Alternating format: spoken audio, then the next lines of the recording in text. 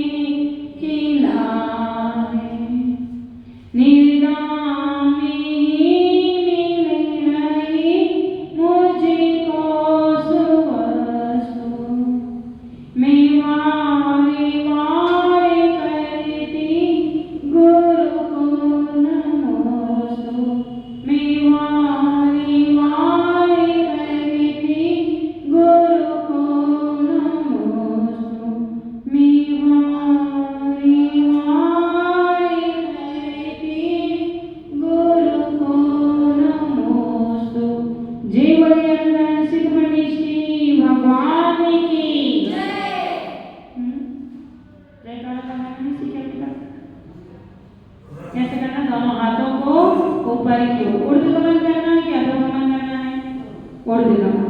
तो जय वज्रनंदन सिद्ध मनीषी भगवान की, जय बोले परम पूज्य आचार्य विराज सागर जी महाराज जी की, जय बोले कन्यारिका मंगरुमा विघ्नेश्वरी माता जी के, डॉक्टर शांति जिनवाणी माता की।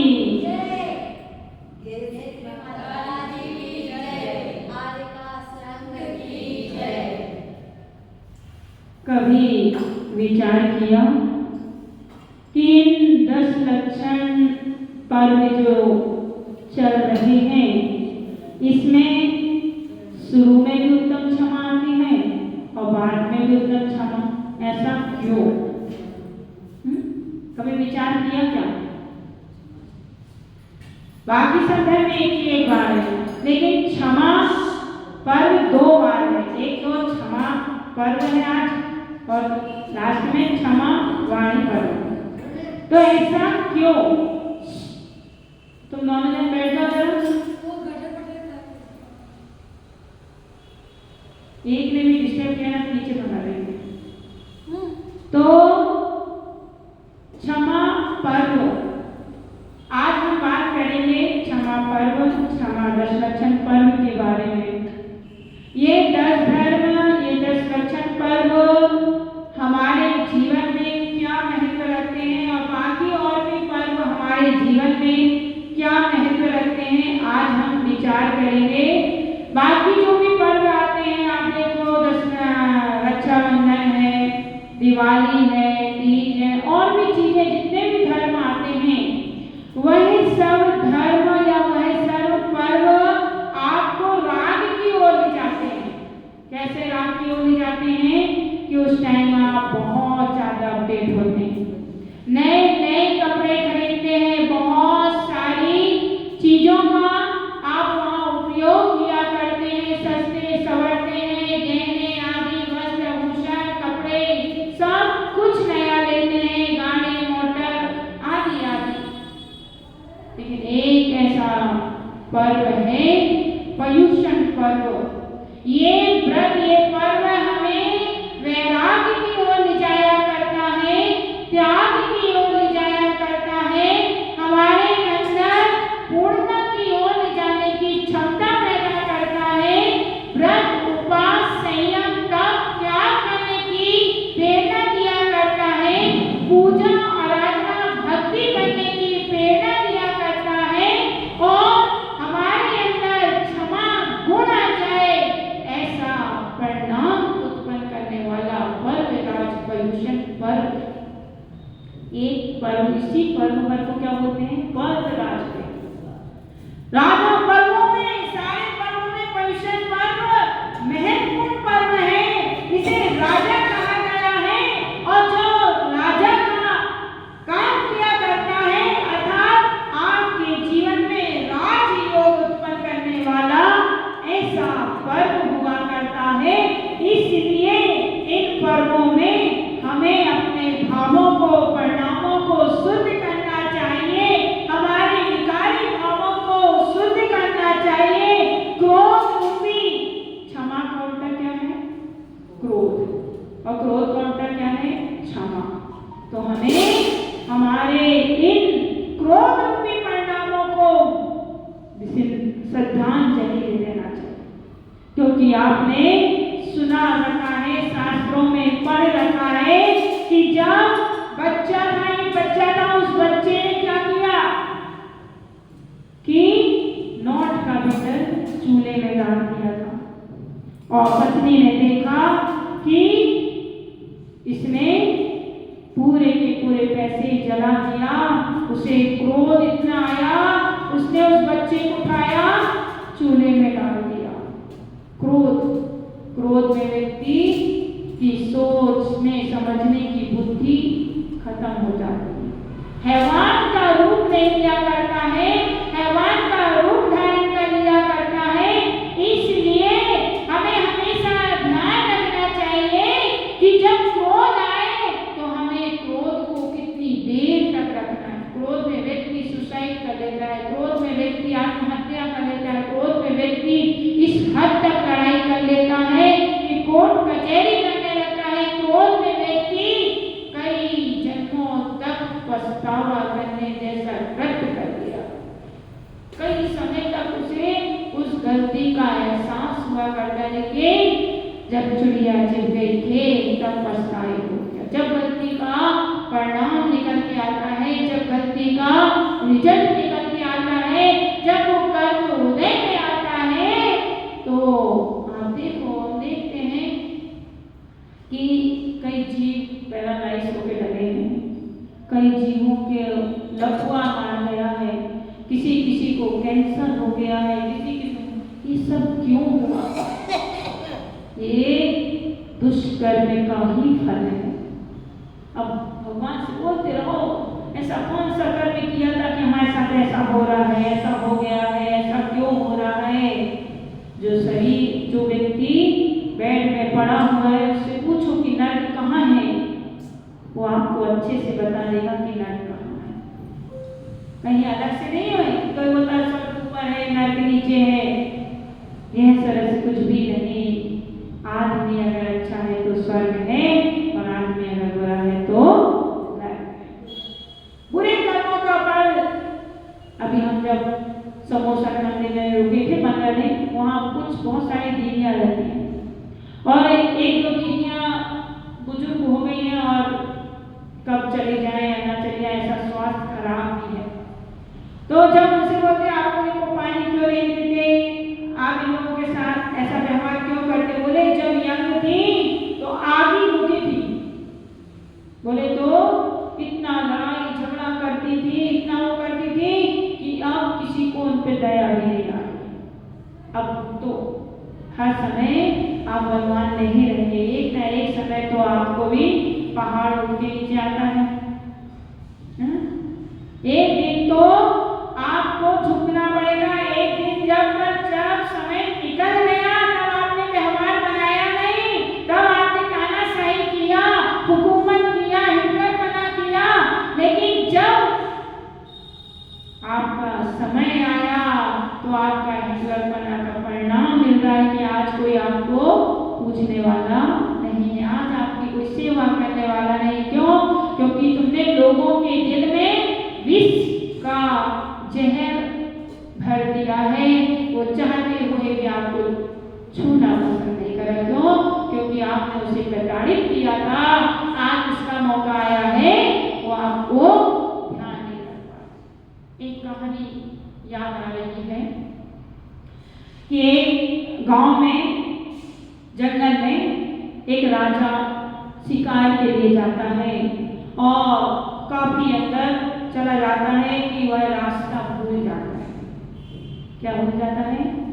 रास्ता भूल जाता है और वह रास्ता खोजते खोजते थक जाता है, प्यास से आकुल व्याकुल होने लगता है। ऐसा लगता है कि अब तो प्राण ही निकल जाएंगे और प्राण निकल जाने की वजह से या थक जाने की वजह से किसी पेड़ के पास वह ठहर जाता है, टिककर बैठ जाता है। पानी की बूंद भी कहीं दूर दूर तक नजर नहीं आती और वह थका हारा बैठ जाता है और पेड़ से एक बूंद पानी गिरा। क्या गिरा? एक बूंद पानी की बूंद गिरी।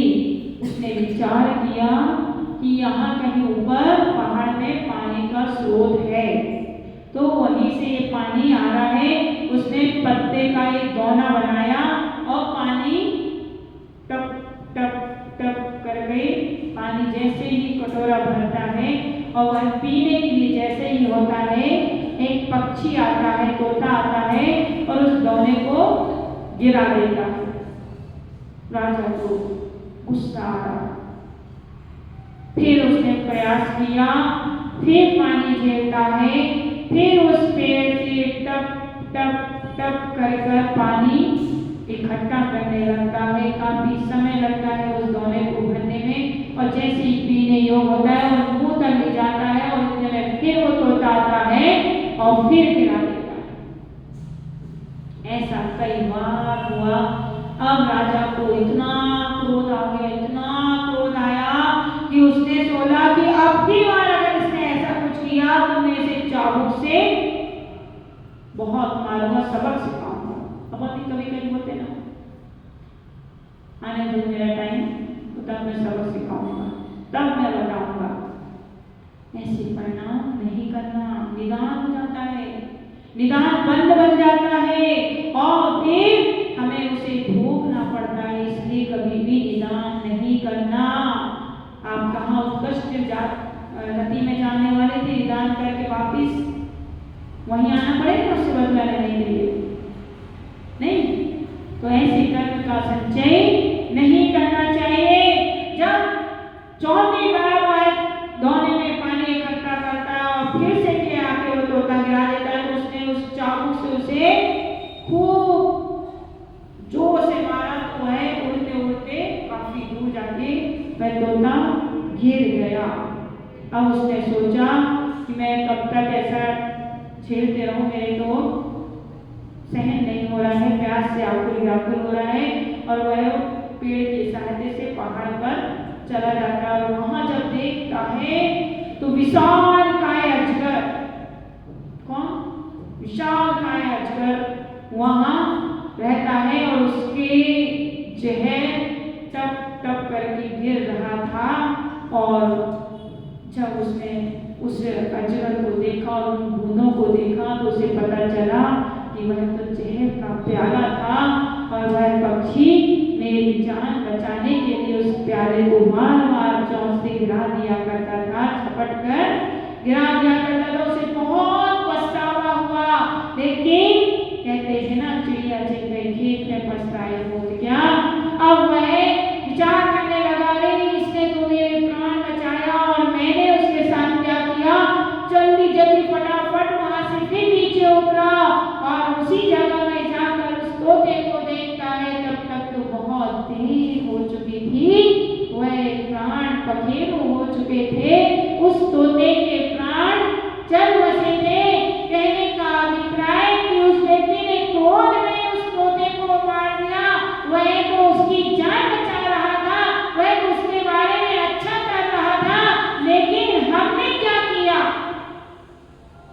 उस जीव का घात कर दिया।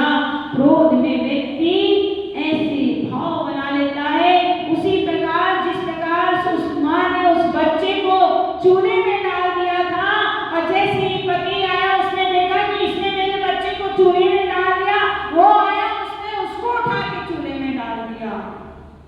और बाद में जब पछतावा हुआ तो उसे ऐसा लगा कि मैंने बहुत बड़ा कृतज्ञ कर लिया, पाप कर लिया।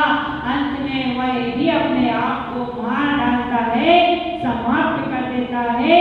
तो देखो क्रोध की दशा और दिशा दोनों कैसी हुआ करती है कि सारा का सारा परिवार नष्ट हो गया, उस पक्षी के प्राण पखेरु हो गए।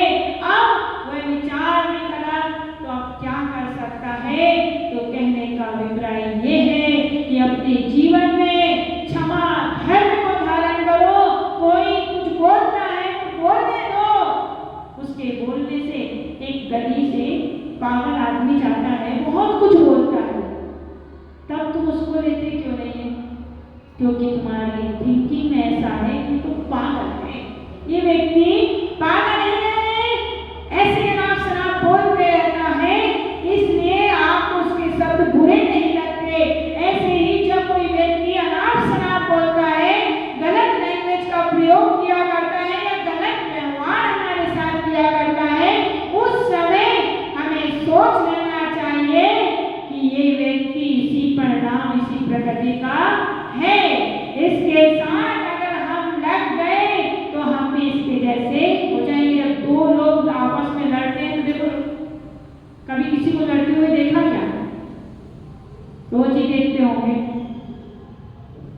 तो विचार करो कि जब लड़ाई होती है तो चील कौवे की तरह लड़ते हैं। जैसे गली में हम देखते हैं दो चार कुत्ते एक साथ लड़ते हैं तो कैसे लड़ते हैं, तो कुत्ते की जैसी ही अपनी स्थिति है। अपन भी उसी तरीके से लड़ते हैं। उस टाइम की अगर कोई वीडियो बना दे और जब आप शांत हो जाएं तब उस वीडियो को आप देखो कि आपका रूप कौन सा रूप था। वास्तव में क्या आप ऐसे हैं? असली रूप आपका प्रकट हो गया। अब आप बोलते हैं कि मैं तो बहुत अच्छा इंसान हूँ। खुद और खुदा से कुछ भी छिपता नहीं।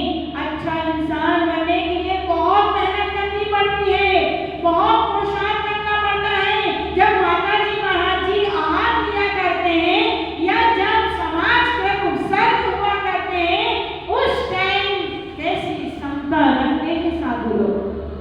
आप नमक ज्यादा डाल देते हैं तब भी वो मुस्कुराते हैं। आप सब्जी बहुत सारी डाल देते हैं तब भी मुस्कुराते हैं।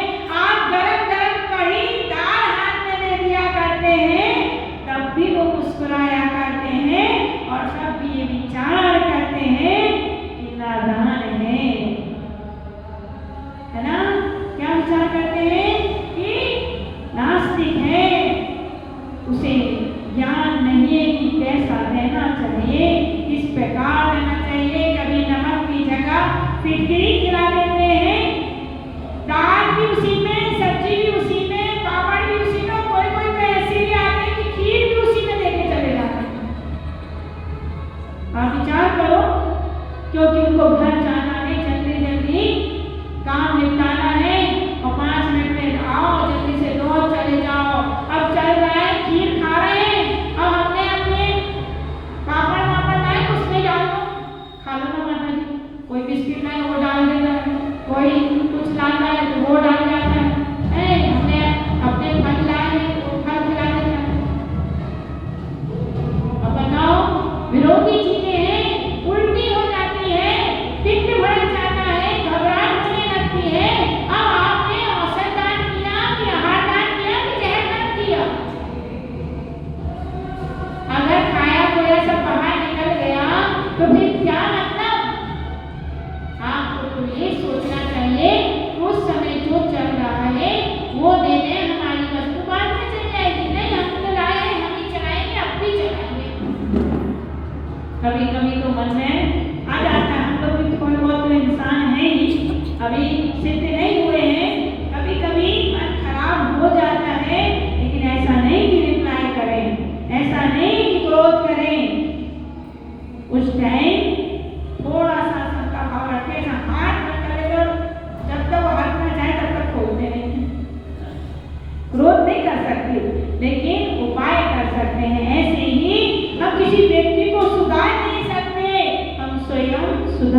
सकते हैं, कोई व्यक्ति का बोलचाल बदल नहीं सकते, लेकिन हम अपने भाव, अपने परिणामों को जरूर बदल सकते हैं। इसलिए हमेशा क्षमा गुण को धारण करना चाहिए। हमारे अंदर क्षमा भाव जैसे जैसे आते जाएंगे, आप उतने उतने सरल होते जाएंगे, आपके अंदर उतनी उतनी सहजता आने लगेगी, आपके अंदर धर्म दिखने लगेगा, आपकी क्रियाओं में, वाणी में, भाषा में। कुछ लोग इतना मीठा बोलते, इतना धीरे बोलते, इतना प्यार से बोलते हैं, ऐसा लगता है कि उनसे बात करते रहो या उनकी बातें सुनते रहो। इसलिए हमें हमेशा हित मित प्रिय वचन, हित मित प्रिय वचन बोलना चाहिए। एक जन आके उसको ठीक कर दो, गलत तो बार बार विचार करना, बार बार चिंतन करना कि हमारे जीवन में यह धर्म जो 10 लक्षण पर्व आया है, तो हमारे अंदर 10 धर्मों में से एक धर्म हमारे अंदर आ जाना चाहिए। उत्तम, क्षमा, मार्दव, आर्जव, सत्य, शौच, संयम, तप, त्याग, अकिंचन, ब्रह्मचर्य, कुछ ना कुछ हमारे अंदर अच्छा आ जाए तो हमारा यह धर्म, यह पर्व मनाना सार्थक हो जाएगा। अन्यथा ऐसे तो कई दिन आए और चले गए, काफी समय हमने ऐसे ही खाने और खोने में निकाल दिया। कितना भी खाओ, 6 ढाला पढ़ी किसी ने, कितना भी खाओ, सब खाया खोया रह गया। खाएंगे इधर से, खाएंगे इधर से, निकाल के जाएंगे, कितना खाएंगे। केवल ये आदि जीव का है ना, आदि जीव में सिर्फ सामने के टंक में स्वाद रहता है। कितना, ये सामने के नॉक है ना, उसको कहते हैं वो साइलेंस सेंसर है ना, तो उतने में बस स्वाद आता है कि हमने क्या खाया। बीच में आते या गले से नीचे जाने के बाद कोई स्वाद नहीं। हाँ, घाटी उतरे माटी, ये अच्छी लाइन मेरी है ना। तो अपनी घाटी उतरते ही माटी हो जाया करता है। इतने से के लिए हम कितना आराम साराम करते हैं। फिर पर्व का मतलब क्या, 5 हारी खा ले, 6 खाओ, 20 खाओ, लेकिन आपने पूर्ति तो पूरी कर लिया, फिर त्याग क्या हुआ? आपको एहसास क्या हुआ कि पर्वराज पोषण पर्व चल रहे? जैसे सब्जी में दो सब्जी तो सबके घर बनती है और एक आध फल कोई ना कोई खाते ही है, तो फिर आपने नियम क्या लिया? आपने साधना किया क्या? आपने तब क्या किया? सब एक जैसे दिन लग रहे हैं। कम से कम जो लोग 10-10 उपवास कर रहे हैं, साधु लोग 56 दिन में, 148 दिन में 48 दिन आहार कर रहे हैं, 20 दिन आहार कर रहे हैं, 60-65 दिन में 15 दिन आहार कर रहे हैं। आप कभी विचार करो, हम उतना तो नहीं कर सकते, लेकिन इतना तो कर सकते। कितना कितना बोलो ना, इतना, बहुत नहीं, इतना कर सकते। ये माता जी लोग देखो, इनका हमारी छोटी माता जी हरि का त्याग कर दिया, ड्राई फ्रूट्स का भी त्याग, तो क्या खाएंगे? अब विचार करो, आज का उपवास है दोनों माता जी का, हमारा नहीं। हमारी शक्ति के अनुसार हम काम करते, क्योंकि बहुत सारे काम, लेकिन अनुमोदना करना चाहिए, तपस्या की अनुमोदना करना चाहिए। देखो 80-85 साल के बुजुर्ग साधु उपवास कर रहे हैं, तो हम उपवास नहीं तो कम से कम मुखवास तो कर सकते हैं। अपने मुख में कंट्रोल तो कर सकते हैं, अपनी इंद्रियों पे कंट्रोल तो कर सकते हैं। हम सबकी गारंटी नहीं ले सकते, लेकिन अपनी गारंटी ले सकते हैं। हम तो कुछ ना कुछ आज ऐसा करेंगे कि आज हमें एहसास हो कि आज हमने उत्तम क्षमा धर्म, चलो खाने में नहीं कर सकते कोई बात नहीं, कम से कम आज के दिन क्रोध नहीं करेंगे, इसमें तो कुछ नहीं लगेगा। कितना भी पति चिल्लाए, बच्चे चिल्लाए, मनुष्य चिल्लाए, कोई धक्का मार के चल जाए,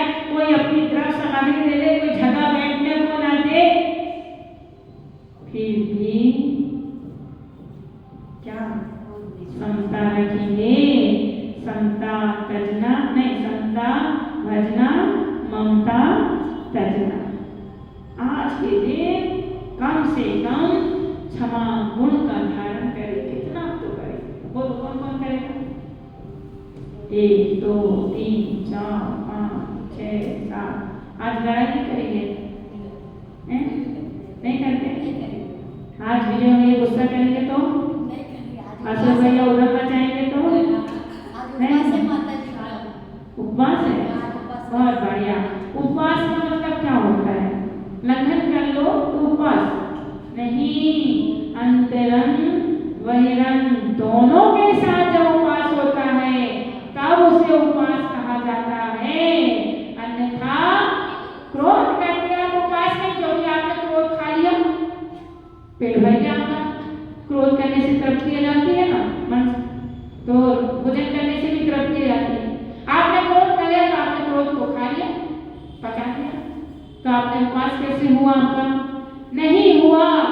आपने उपवास तो तब कहलाता है कि जब आपके अंदर धर्म परिणाम नजर आए, आपके अंदर धर्म नजर आए, आपके अंदर आज का दिन की झलक मिले, जो आपसे मिले वो आपको देख कर कहे हाँ जैनियों का पर्व चल रहा है, आज तो इनका व्रत होगा, आज तो ये संयमी होंगे और संयमी है, इसलिए आज इन्हें कोई कुछ मत बोलो। जब हम लोग व्रत उपवास करते थे तो आचार्य जी बोलते थे कि कोई आज किसी को कुछ बोलना नहीं, आज उनका व्रत है, उपवास है, आज उनका केशवच है, तो 1 हफ्ते पहले से उसे हैप्पी रखा जाता था। क्यों? क्योंकि अगर उसके संक्लेश परिणाम रहे तो एक भी केशनूच नहीं होगा, बाल नहीं निकल सकते। अंदर अगर विकृति है, परिणाम खराब है, गुस्सा आ रहा है, क्रोध आ रहा है या उसके मन में उथल पुथल मची है तो एक बाल निकालना भी मुश्किल हो जाता है। जब केशनूच करते हैं ना उस टाइम ही बाल निकल पाते हैं, लेकिन बाद में एक दो छूट जाए तो एक बाल खींचो तो भी बहुत तेज दर्द होता। अब बताओ, जब अभी तो किया और पूरे बाल निकल गए तब तो दर्द नहीं हुआ, लेकिन बाद में 1 2 बाल बचे हैं उनको निकालने में दर्द होता है या वो निकलते नहीं है। 5 6 बार खींचो तो पकाई आते हैं, निकलता है।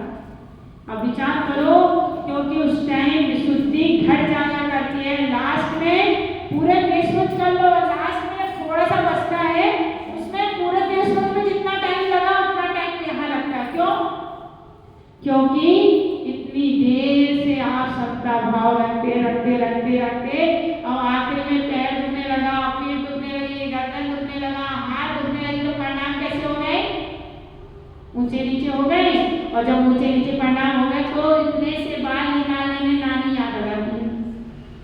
लास्ट तक भाव बैठे थक जाते हैं, कहीं तकलीफ होने लगती है, कुछ होने लगता है, 2.5 3 घंटे एक ही आसन में बैठना, हिलना न डुलना।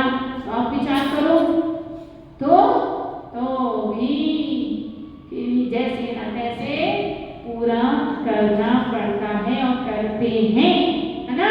तो उस टाइम भी समता भाव रखा है ना। अब ऐसा नहीं अरे हम विचार है यार नहीं निकलता तो छोड़ो, ऐसा करते क्या? आगे कैसे किया कि किसी ने वही डिम्पल ने